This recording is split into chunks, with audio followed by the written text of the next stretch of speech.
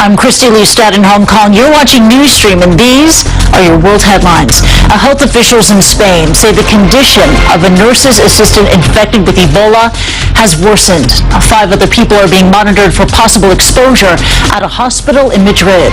That as the IMF and World Bank hold a meeting in Washington on the deadly Ebola outbreak in West Africa. Leaders of the hardest hit countries are taking part. Australia is monitoring what could be its first case of Ebola. A 57-year-old woman has been isolated at a hospital in Cairn and is being tested for the virus. Results are due back on Friday, as she recently returned from Sierra Leone, where she had been treating Ebola patients. Sources inside the embattled Syrian city of Kobani say ISIS fighters are still pressing forward despite that steady campaign of coalition airstrikes. One fighter says the militants appear to be reinforcing their positions. An activist says street-to-street combat is taking place.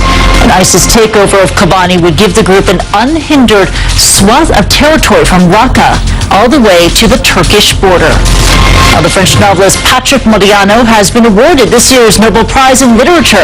He's being honored for what the committee describes as, quote, the art of memory, with which he's evoked the most ungraspable human destinies. Now, Modiano's more than 30 books center on topics like memory, identity, and guilt. The city of Paris present in many of his works. Now, let's return to our top story now. Efforts to stem the deadly Ebola outbreak. Questions are being raised over the U.S. patient Thomas Eric Duncan and whether his death could have been prevented. David Mattingly looks at how his care differed from other Ebola patients who were transferred to the United States for treatment.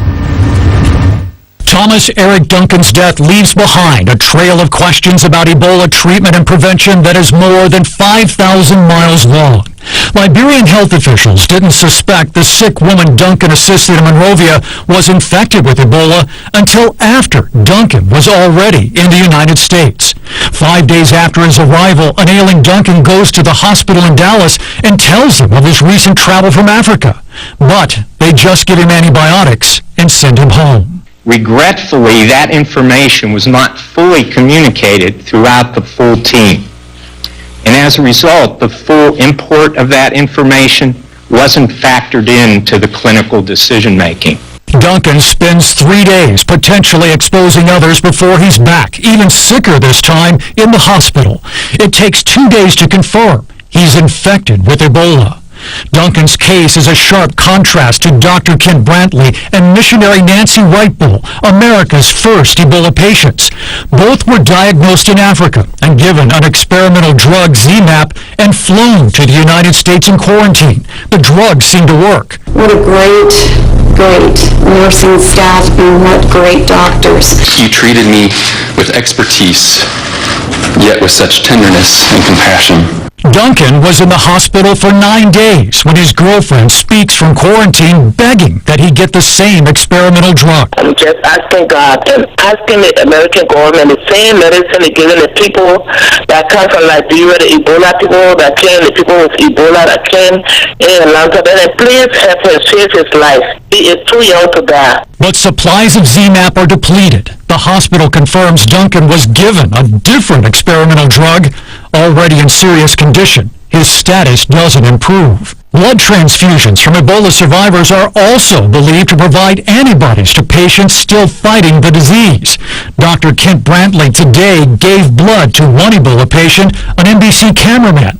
He also gave blood to an infected doctor who has since recovered. Both Wrightbull and Brantley confirmed they agreed to also give blood to Duncan, but it only works if their blood types match.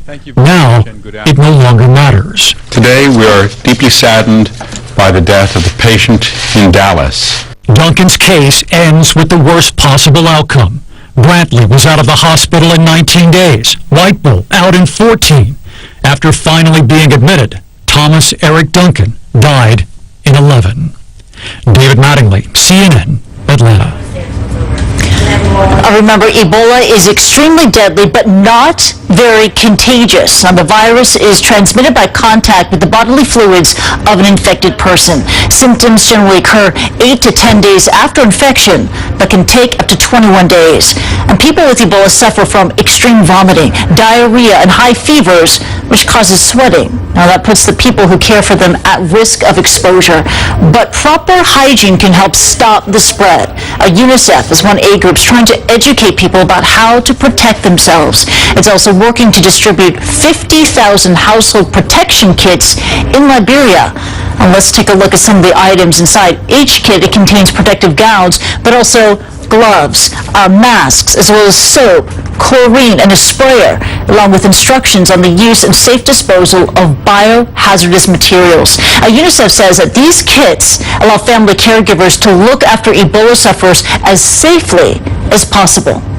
Now, another vital tool in the fight against Ebola, cash. Last month, the Bill and Melinda Gates Foundation announced a record donation of $50 million to help with the response. And on Thursday, Melinda Gates spoke about where she thought the money should be spent. Well, I think we need to educate communities very quickly on how they can make sure they don't contract Ebola. I think we need to actually draw blood from people who've had Ebola and recovered from it so we can use their blood or their antibodies and give those to other people. And then back home, we need to be working on the right drugs and vaccines for a long-term strategy against Ebola as well. But that $50 million donation, it's just a drop in the ocean. The World Bank estimates that Ebola will cost Africa some $32 billion by the end of next year if it spreads to larger countries.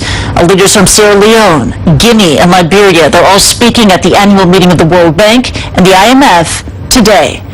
And you can see much more from that meeting where World Bank President Jim Yong Kim said that the future of Africa is at stake here.